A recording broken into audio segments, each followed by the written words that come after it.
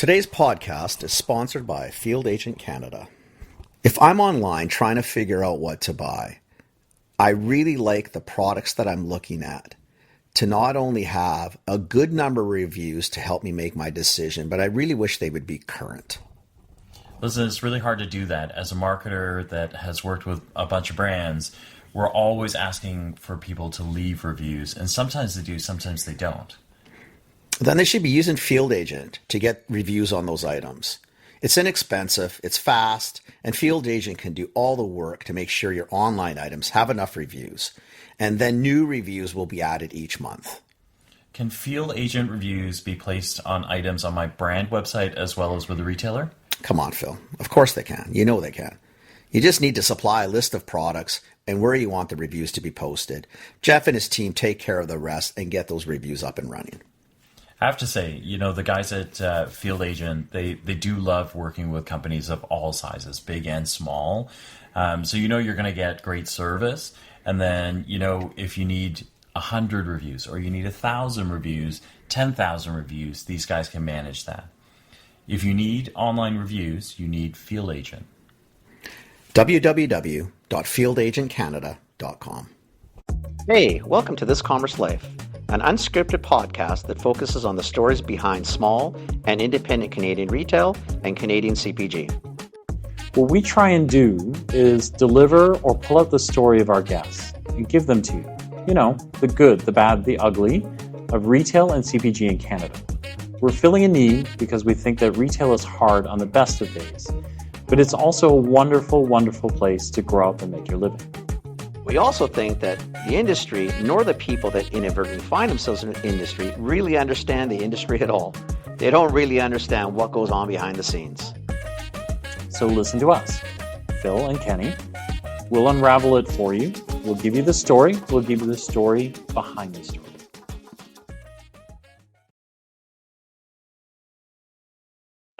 Things. So I don't know. Am I doing this box picking thing or not? I like the transcript actually. Yeah. We do get a transcript that comes out from our little recorder, our meeting summary thing. So, I don't need 2 transcripts. It's too much. I just don't know where the transcripts come from, so I'm assuming they're clearly not. So that's fine. Right. Yeah. You can tell who the tech. It's nice to meet you. Yeah, very nice to meet you guys. It was great that Lori's introduced us. I understand you know Lori and Jim well. Lori and Jim Shopland. Yes. For a long time. Yeah. Those two they're like the wonder couple, those two. Yeah. I met them a couple years ago at Toastmasters. And okay. Yeah, and then we just started working together. I helped them a little bit with their brand, and they helped me with my business. Just some business coaching, life coaching goes so far for solo entrepreneurs, and I just help them with different brand elements and stuff. They're good. They're good people. Awesome. They're just really solid people. Like they're just really nice people. Yeah, for sure. Yeah. Right. I mean, I know Jim. I can't remember. Were we getting together to record a podcast, or we were getting together to get to know you? I think we were getting together to record a podcast on the FOP changes that are coming to packaging and just Canadian packaging in general. That's what it was. Bless your heart for being here. Yes. Honestly, we rarely know what we're doing on the best day. Like one of us more than even less than the other one. You just gotta wing it, right? You just gotta wing it. But our whole life is we're always winging it. Yeah, that's our problem. Like fundamentally, we wing it all the time. Once in a while, we probably should grind in or ground down and just not wing it. But yeah. But I think I'm better when I wing it. Honestly, I think I am. Okay, well, tomorrow we're not going to wing it. Today, it's too late. Okay. Oh, okay. Sure, Kenny. Why are we not? Are we just not working tomorrow? Is that why we're not winging it tomorrow, or whatever? We're definitely working tomorrow, by the way. Tomorrow just felt like a good day to wing it or not wing it. Okay. No. Tomorrow's a bad day. Tomorrow we're teaching brands how to get ready for a trade show. So winging it tomorrow would be a very bad idea. Yeah. Now, if you want to talk about winging it, since you are on the topic you are, we have a lot of people winging it on packaging and front of packaging. Mm-hmm. That's a good segue. This is coming. Very good segue. Yeah. No Yeah. clue this is coming. Yeah. And it's been in the works for a long time now. A long time. A really long time, actually. Yeah. Mm-hmm. Mm-hmm. Well, then maybe I'll just introduce myself so that it makes Yes, please. sense. Yes, But- please. Let's do this. Yeah. And you can go back as Yeah. far as you want, but I love to, like for myself, like I like sort of the a longer line. I'm always curious as to how you ended up here. Oh, okay. So don't be, it's 45 minutes to an hour Yeah. is yours. So like, don't be scared to Mhm. stretch it. I'm dying to know how someone gets to a front of pack life. Right. Well, my name is Lisa Simonsen. I'm a graphic designer, and I have been a graphic designer for a long time. We almost don't want to talk about it, but straight out of high school, into design school, into agencies, and then 17 years ago, I had my second son, and there's just a lot of opportunity for me as a freelance designer. So I didn't go back. So I've been working as a freelancer for the last 17 years. And Wow. yeah, but That's I would nice. say, Wow. long story, I definitely, as a kid, it was so funny because my son came home with that project from school where you had to try and package the egg in the perfect package so that it didn't break when they threw it from something high. Right. Yeah. Remember that? Yeah, I do. Doing that as a kid, and I actually, when you remember those things about yourself as a kid, I loved that project. I love figuring out how to package this egg so that it didn't break. And it's funny because it's kind of what I do now for life. That's hilarious. Yeah. So I do mainly I spend about 75% of my time working with food brands and working in food packaging, and then the other 25% I just work more branding and a lot of brand management nowadays, where people are like, we don't know what to do, just help us manage this, make sure that our brand is looking good or always advancing, that type of thing. Mm-hmm. Mm-hmm. And again, typically in I the understand CPG space or like in all spaces? It's, yeah, like I said, about 75% is food, and I do spend, but then the other 25 is not as food related. It's just not Right. as food package related. Yeah, I somehow or another since 2018 have been the marketing director of BC Salmon. And cool. Wow. yeah, so Cool. very a BC based food group. I've learned a lot about food promotion, production, harvesters, and fishermen, and just the fishing industry in general. That way, and that it was an opportunity to present itself. Had really nothing. I don't do the design for them. Well, I do, but my main focus is making sure that we promote a BC product. So I get to work with. Is that the bear? Is that the one, the bear that talks about? No, that's Pacific Salmon Foundation. Oh. I love that bear. I love that bear too, because I think about it. I think fish. Yeah. Right. And we've had some aquaculture people on the show too, as well as, well, Skipper Otto's been on the show and a couple of ones. So, no, that's interesting. Yeah. So it's a great job for me. I stay.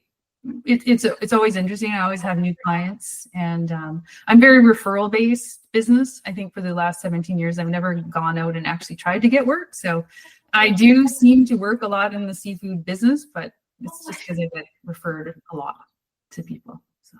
Well, it's an industry that needs help too. So Yeah. But yeah, there's some label changes coming. A lot of things coming right now with packaging and Canada, made in Canada, product with Canada, those kind of changes. Well, we've had 5 weeks of that. Yes. Definitely a pretty solid 5 weeks of what is Canadian? How do you know what's Canadian? What does it say that makes it Canadian? Mm-hmm. Yeah. What is a made in Canada? I was really happy to see retailers. I don't know where they came out of, like where they got these things printed so fast, but the made in Canada on like the shelf Love it. and stuff. I was like, they did that fast. I was impressed. Yeah. Love it. Yeah. I guess what it is for us though, and maybe it's something we can talk, is there's two angles to it. Like obviously a month ago, this would have been probably a lot more front of pack, which is critical because we need to talk about that, because I don't think a lot of small brands, we both know, because I've been in presentations, a lot of them, and I'm looking at like sugar levels or fat levels. I'm thinking, guys, I don't know if you know, but the clock is ticking pretty hard. I hope you didn't go to print last week for the 3 years of packaging, because I don't know what you're going to do come Jan 1.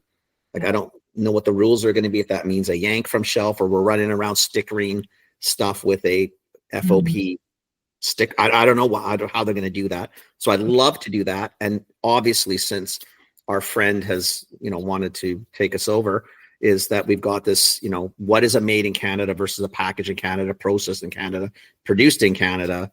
I mean, I just make sure maybe people understand both sides, even the consumers, how to read that. And two, as manufacturers, I have brands, like, what am I allowed to put on my? It is confusing. It really is. As a graphic designer, I don't know all the rules either. And I really do work with a lot of small to medium sized businesses that tend to have like a quality insurance person as part of their team. So I work with them in terms of getting a lot of data, and or we have to work with a CFIA consultant and get approval that way. But as a graphic designer, I make sure I follow every damn rule that's out there on the CFI website. Like, my font is this size, my nutrition panel is this size. I have to. There's so much money and time and energy spent in going in creating a package that I don't want to not follow the rules so that they do so the package doesn't become compliant. But I just so the front of panel packaging, which is called FOP, it was actually proposed in 2022, and I have seen actually over in the last year a lot of people showcasing this FOP on the front of it. It's hard to miss. It's black and white with a big magnifying glass, and it's quite ugly. It's quite large. It's going to be on the front of your package, and it's going to be probably on the top right side.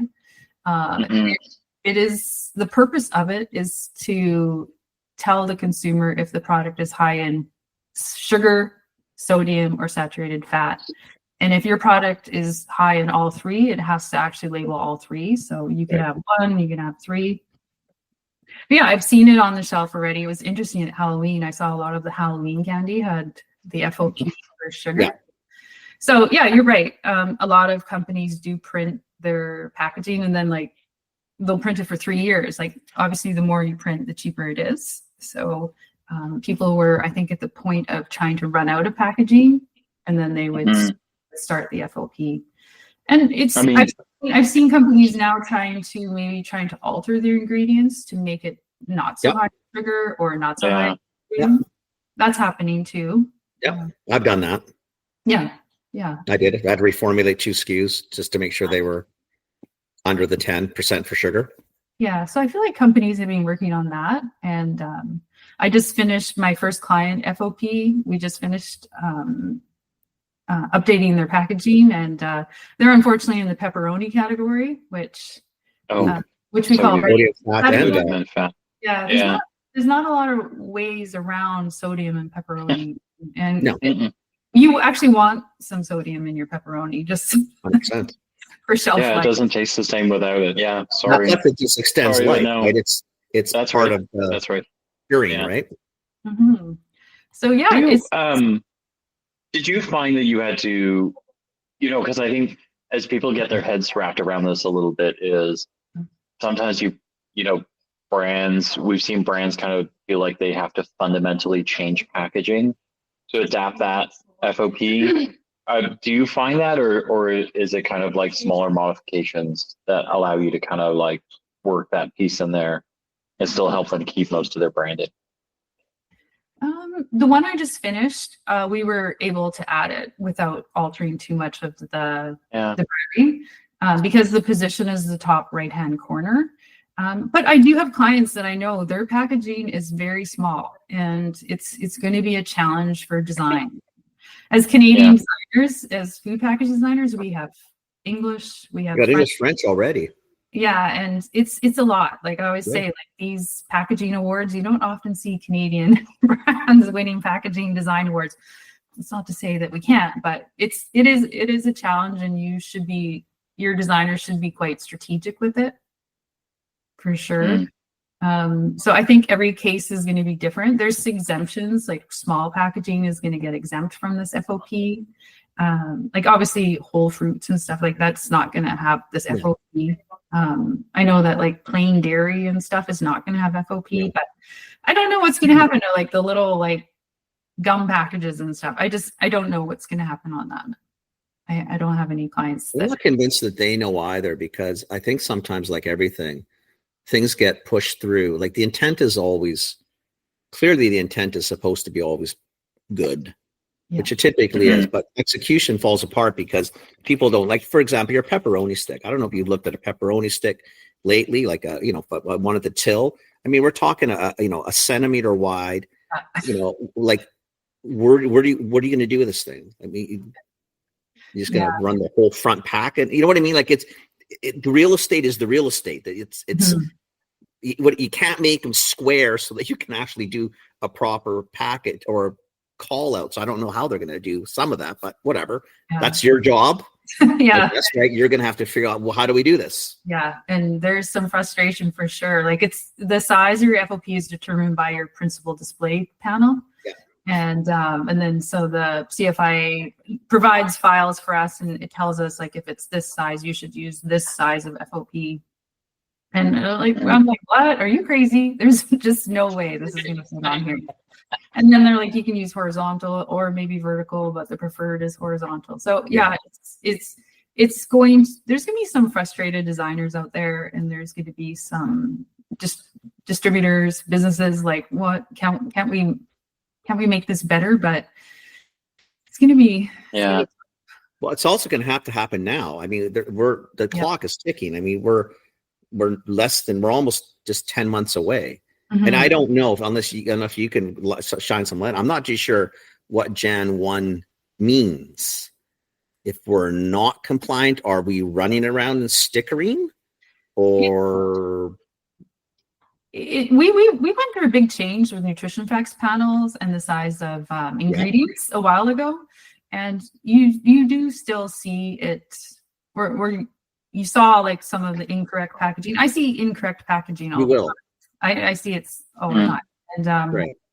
And it's up to the retailer sometimes. Retailer might say, we're not going to bring in your product if you don't have the FOP. They might give you a lead time to supply. Once supply is down, then if you're refilling your stock on the shelf, it's going to have the FOP. So I think it's just going to be dependent on the retailer and what they're going to require from you. Yeah, I guess that's the part we're not. Yeah, there's no other way, right? Because there's no other way. Like, it's not like CFIA has enough resources to go around, kind of like nailing, and they're going to start with the biggest guys and work their way down. So I don't see how they're going to get to them all. Well, and the system is always based on someone telling somebody that someone's done something wrong. It's not that there's a hunt. Yeah. Retailers, I think the major retailers, because I mean, the last thing you want to do is be doing recalls all day. Because again, let's say the government deems that if it's not ready, it's off the shelf. I mean, they could do that. We don't know. Yeah. I mean, as a retailer, when I was a retailer, I worked in retail for a lot. I wouldn't list something then if it wasn't. Well, I don't want to. It's a cost to me. I got to fill all the stores, get all the stuff off the shelf, get it all packed, bring the head off. Like, what do you want me to do? I'm not going to play this game. It's expensive. Yeah. Be compliant or find somewhere else to sell, I guess. Right. Yeah. So I'm super curious to see how people are managing it. Like, so are you getting, I guess what I'm going to, like, I mean, because I'm in this, I knew, so I started my packaging worries last September, October, and I've got lots of lead time. Like, I've got one item, I couldn't change the recipe quick enough. So I'll run probably 6 months of packaging. I'll be out before my next run, and by then I'll reformulate. So I've got time. Yeah. Right. You're seeing stuff in Halloween, Nestle and the Hershey's, because what do they care? They've got, the money is not the issue. Doing 1 million foils or 2 million foils is not who cares? They can do it. But little people, are people starting to search you out or search designers out saying, hey, I hear there's this something and it's a big white thing with a check mark and what is this? Do we have to do this? Yes. Yeah, who's doing this? Like, and why? And you're thinking, okay. Yeah. I typically have my regular clients, and I've been talking for about a year already, saying this is coming, and they know. And they were in a few of them were in the another 10 minutes process like you of changing their ingredient lineup. Right. Right. So I Phil, I would you say- suspect spring's going to be super busy. right. I think so too. I'm actually more worried for you guys. The fall is going to be busy. Yeah, we And don't that's want a you to wait. long time. Yeah, it could take a while to print, Yeah. but yeah, It could take a while to design. mhm. Because I'm assuming, like Phil was asking before, if you have, let's say, a package that's, I mean, to your point, we cannot be minimalist packagers in Canada because of the two languages in its own. That alone mitigates minimalist. Yeah. Because you've got to say things twice. Yeah. I'm dying to see how this plays out toward the fall if someone hasn't thought about it and now you're looking at it and saying, guys, I mean, Some people are looking at a complete redesign. yeah. Well, but that's what I worry about, right? Because I worry about folks that are, they're waking up to this now, or they kind of put it off to the side, and all of a sudden, hey, Lisa, so listen, I got to do this front of pack thingy, whatever that is. But I was also thinking that, the branding or the label that I've got here, I think I want to change the color, I want to change the style. Maybe I'll screw with the logo, and you're going, buddy, like. That's 100% going to happen. Oh, right. And this is going to happen in October, just so we're all clear. Yeah. Right, and then are you a miracle waker? Could you take the 10,000 existing labels that I have and somehow change them into new labels with a front of pack on them for me too while you're at it? Like I am sure I'm sure. Yeah. Kenny, do you deal with an agency or do you deal with a freelance designer? I use a freelance. Okay. Yes, us freelancers might be a little overworked by the end of the year for sure. Yeah. A lot of food brands have in-house agencies, in-house designers, that will work on their packaging. But the ones that worry me are the multiple SKUs. Like the ones that have 5 or 6 SKUs, it's manageable. But if you got 18 SKUs that you need to update, ingredient wise or design wise, that's a major undertaking. It's huge. And I think where you're going to, like, the people who have the 18, 20, 50 SKUs typically have one size and money, and things become a little less pressured, right? Because you could have an in-house, because most of the food companies that we would deal with definitively do not have in-house anything. Really? Like there's probably 3 or 4 people, 5 people in the company kind of thing. And they're everybody is everything, right? If you get into 50, 60, 70 employee companies, 100% for sure. Mm-hmm. Those ones in theory should already be well into this. Yeah. You would hope. Yes. You would hope. Yes. I've seen enough situations where that is clearly not happening, but in true, I mean, if you have an agency internal or a designer internally and they haven't talked to you about it, so if anybody's listening, you have that's a problem. I'd really flag that immediately.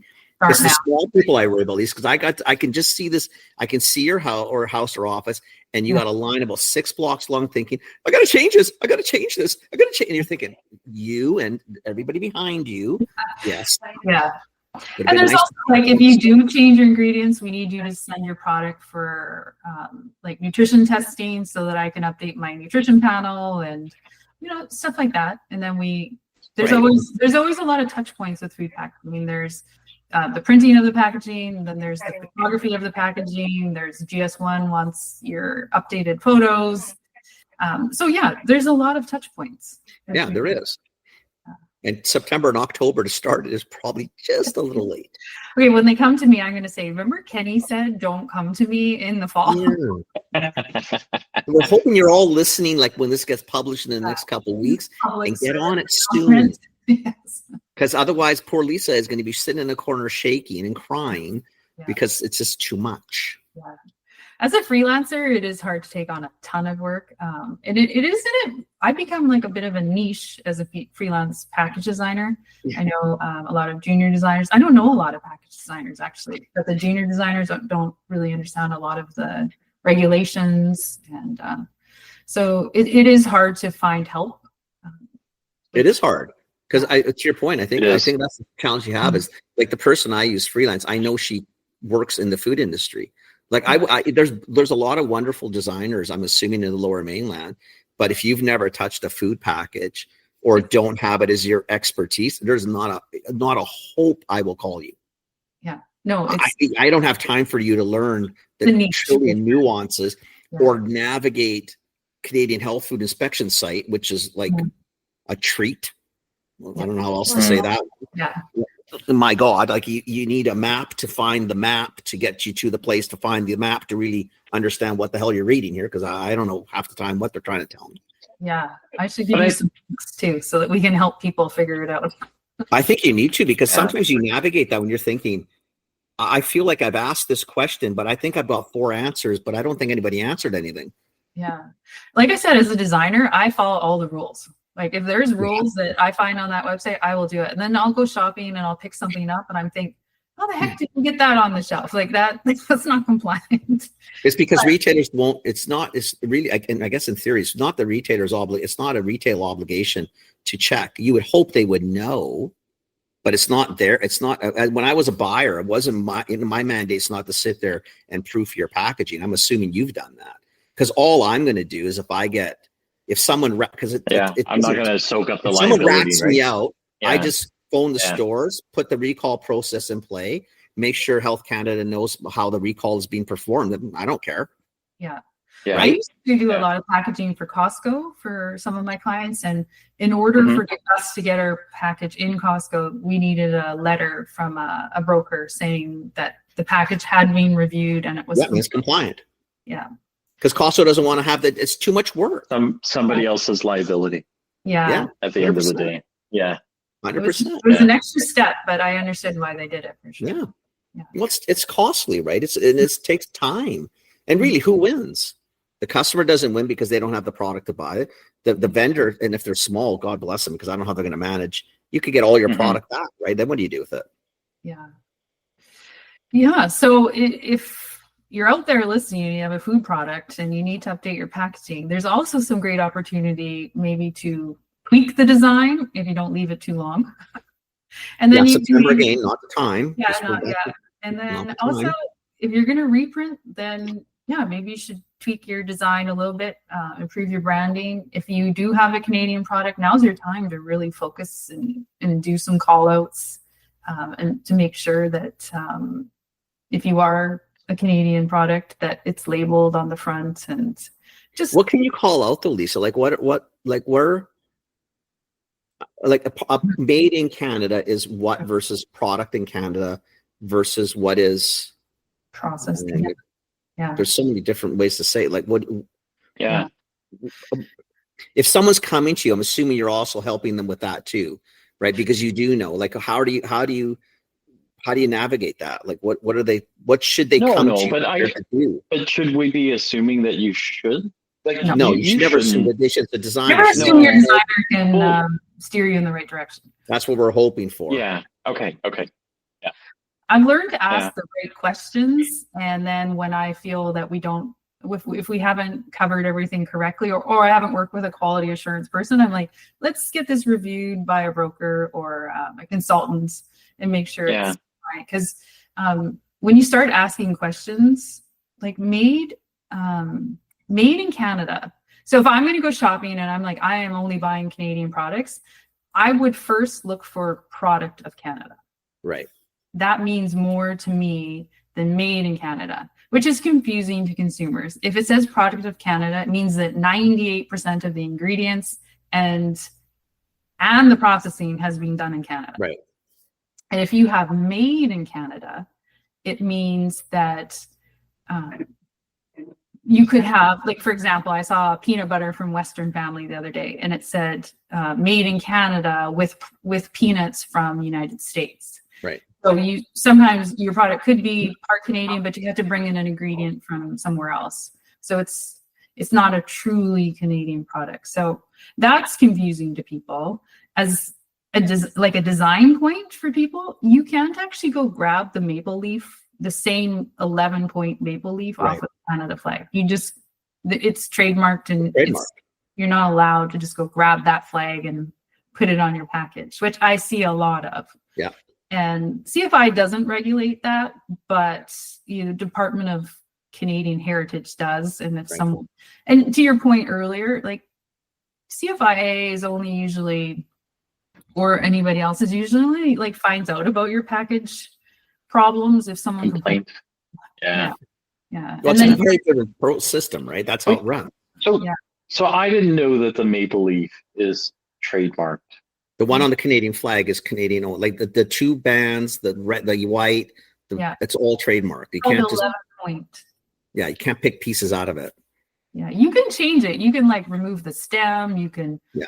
you can stylize it. So we You can wavy Yeah. flag it. You can bend it and things think like of that. it or like a something. logo for your package, where we Canadians will see it and be like, oh yeah, it's like represents Canada for sure. But yeah, it's in the last few weeks, the conversations about identifying your product as Canadian. I was I'll like, bet. don't grab that 11 point maple leaf and put it on there. Do it other ways. There's ways It would around. be hilarious. Mm-hmm. Can I go back, because I'm super curious now? Like you're kind of this wealth of knowledge, but you've been a designer. A really, like, how did you know you wanted to be a designer, or did it kind of come out? I'm just super curious, because I think sometimes like some paths are clear and some paths aren't, and that one's like opaque to me, so I don't really understand. Even with your Like, how egg did- example, because egg example, I thought you would have been an Yeah. engineer, not necessarily, Yeah. because that's Yeah. physics and engineering. And all of that's not rattling around in my design. head, right? So yeah. Yeah. Well, to be honest with you, my family still, if you ask them what I do, they wouldn't be able to answer it, because No, that's we got some fuzzy believe it or minds not. going on right now, and I just was very creative in art. And besides that egg project, my favorite book in the world was the IKEA catalog. I loved the IKEA catalog. I loved the layout of it. I From a loved, design perspective, I get it. Yeah. I was like 8, so the signs were there for sure. And I remember reading in grade 12 like all the careers you could go into if you liked art. And one of them was a graphic designer. And I remember it saying, like, if you can do magazine layouts and stuff like that. And I thought, oh, I'd love to do that. So off I went to design school. I had to do art school to get into design school, because back then you had to be able to draw and stuff to be a designer. Yeah. That's no longer. But yeah, I don't know. I was just always in the right path for me.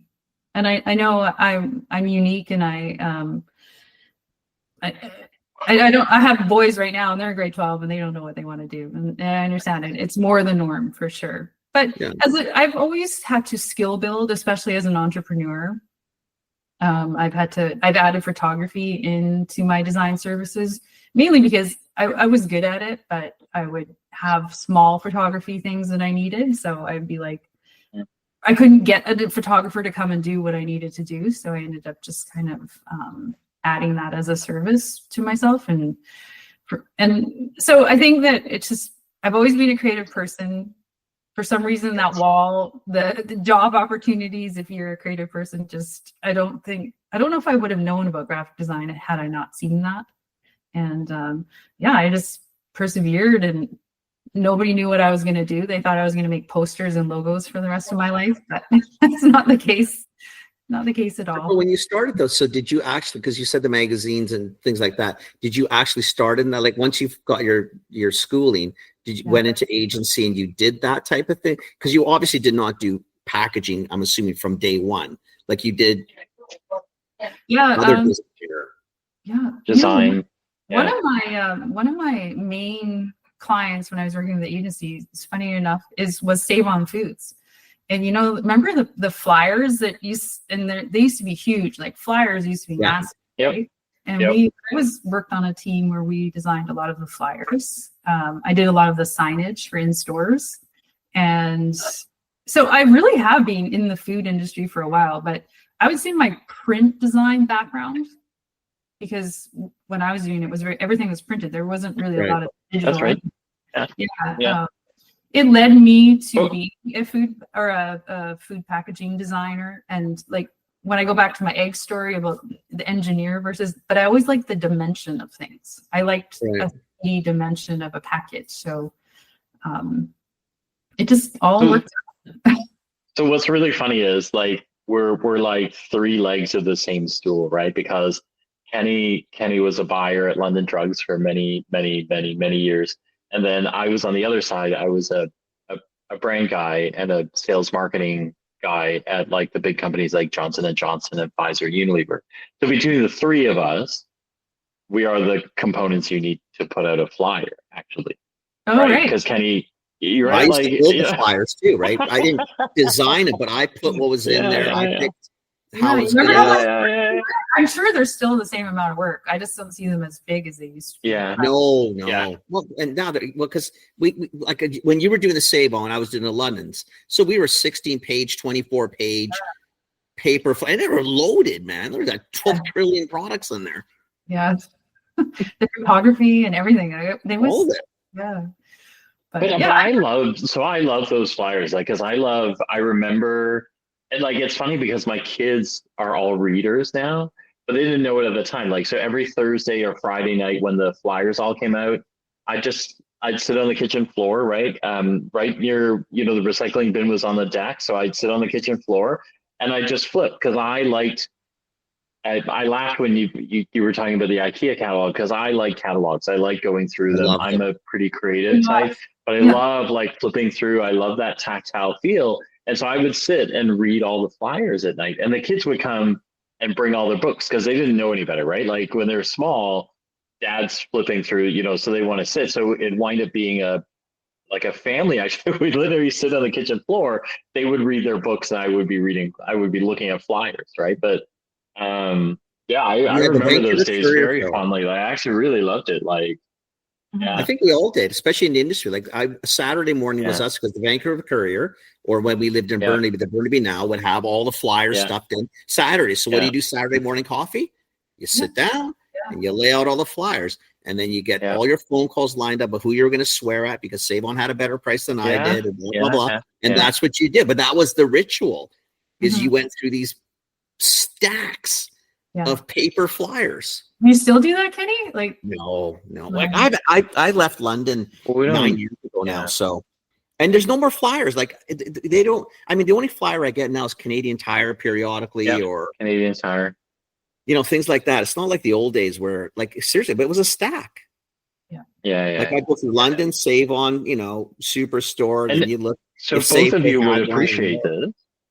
Like when I worked on Neutrogena, we've had him on the show, but Jeff Smith, who used to run J&J Beauty, well, J&J period, J right? Canada, period. He would so Saturday mornings, he would always send me a text because he would go, Neutrogena has the wrong image in the flyer, or Aveeno has the wrong, and I'm like, that never happens. thanks, Jeff. Like, what We all do you know that. want me to do? Yeah. Like, and the whole time I was probably looking for someone like you, but I was talking to the buyer, the assistant buyer, that who couldn't give a crap, right? They were like, "Is it in the flyer? Yes. Is it the right price? Yes. Okay, fine. Yeah, sure. Send me the picture, but it's not going anywhere." Right? Like, you're just like, for the love of God, put the right picture in. So Jeff stops texting me on Saturday mornings, right?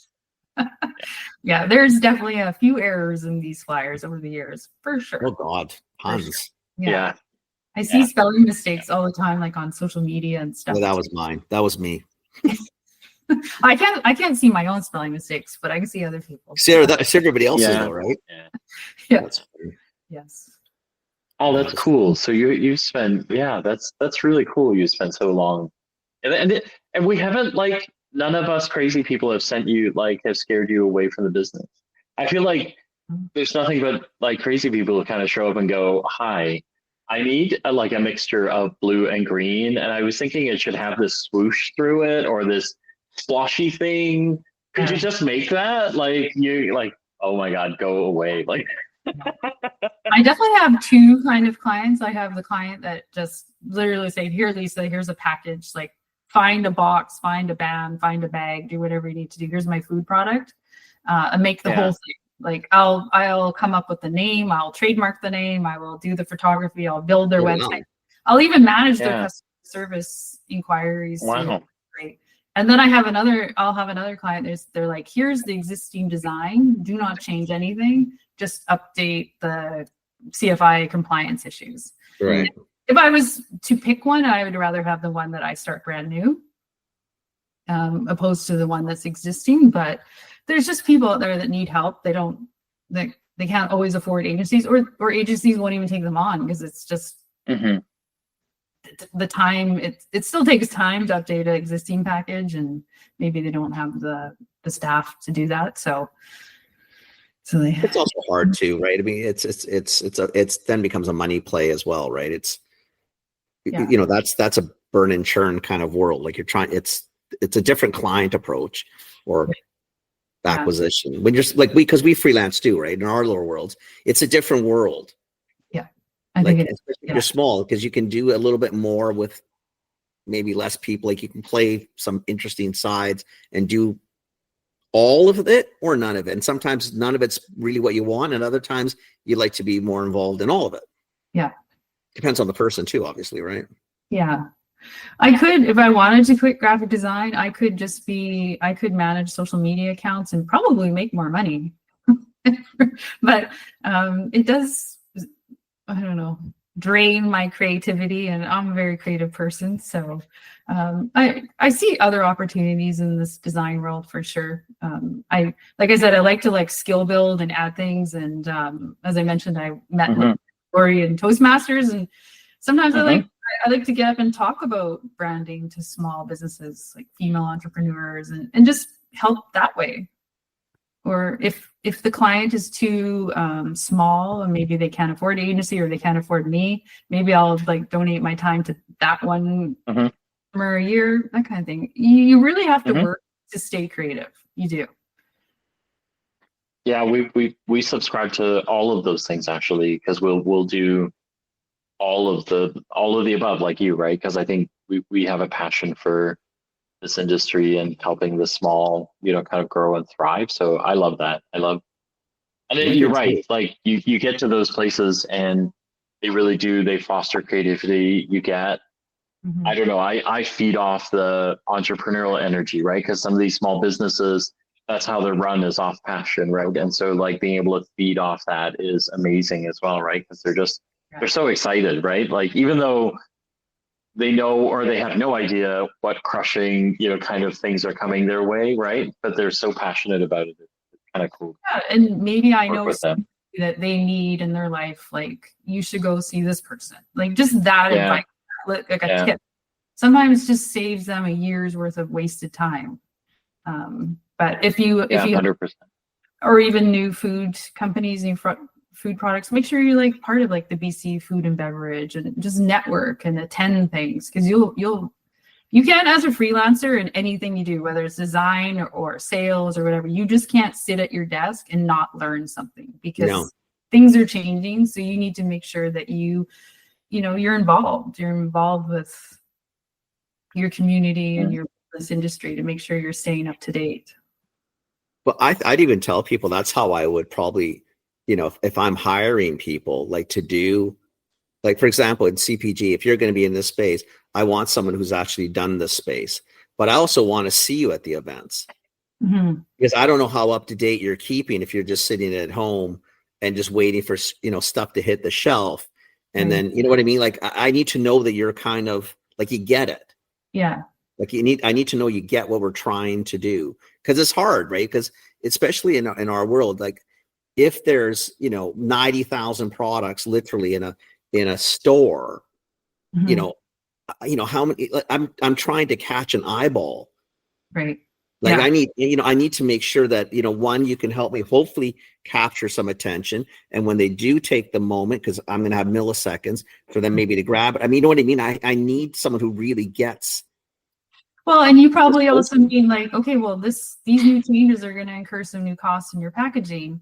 You should be working with a designer who has good printer connections, and you can be like, well, I'm going to talk to the printer. Maybe if we make it an inch shorter, right, it will get cheaper. Or maybe if we remove this one printing process, it will get cheaper. So you should have someone that has good relationships within the industry as well. So you can be like, hey, we need to reduce this by $1, a bag.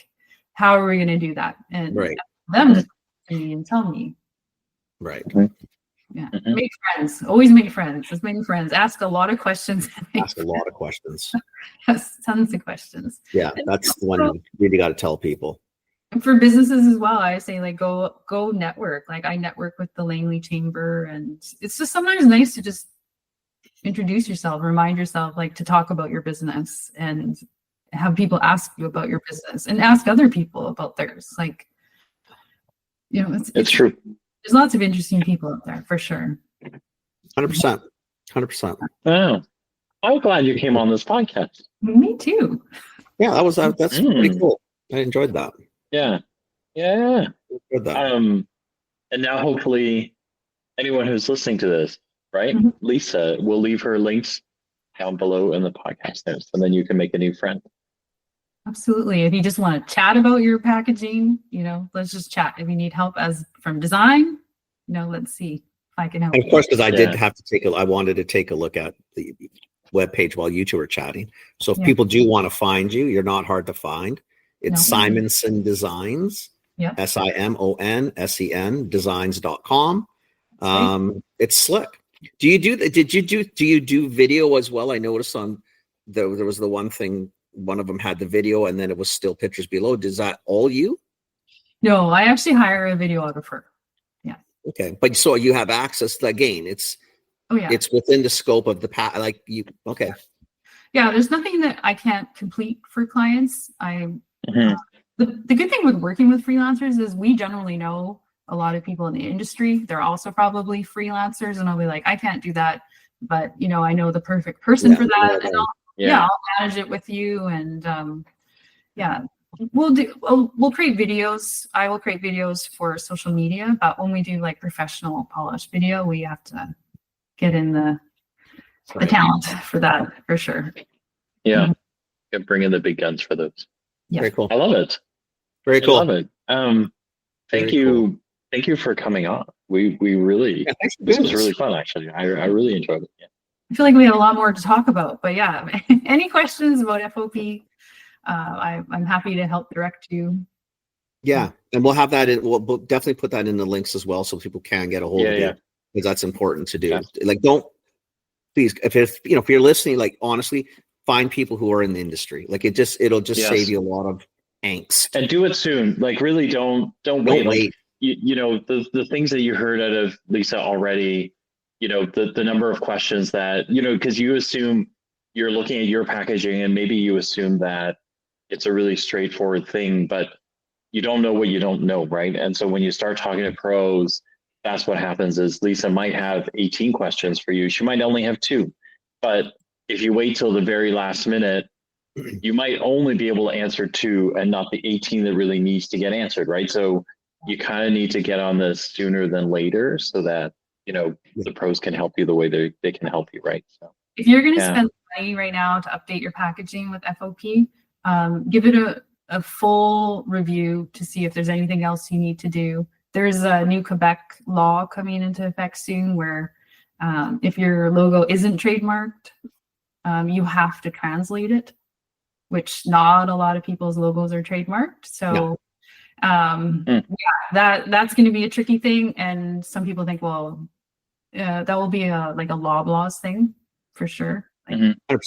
required. So yeah, let's like put all the energy into making sure all the boxes are ticked, and you don't have to go through this again for a couple of years. Right? Very cool. awesome. Mhm. Very cool. Hey, Very cool. Hey. Thank you so much for doing this. Really appreciate it. Thank you for so much for doing this. Yeah, we really appreciate it. okay. Good luck with your packaging too. Okay. Thank you very much. Thank and we'll you. chat with you soon. Thanks. Okay. We'll talk to you soon. Phil, you stick around. Lisa, enjoy your Yeah. afternoon. Looks like we finally got some nice weather in the lower mainland, so we'll take it. Okay, bye. Take care. Okay. Bye. Very cool. Cool. Very cool. Very cool. Yeah. It'd be important. I hope people are ready for it. I mean, more than anything, but Yeah. I know. That's cool. Do you want to? Can you hit stop record? 3 dots, manage recording, stop recording.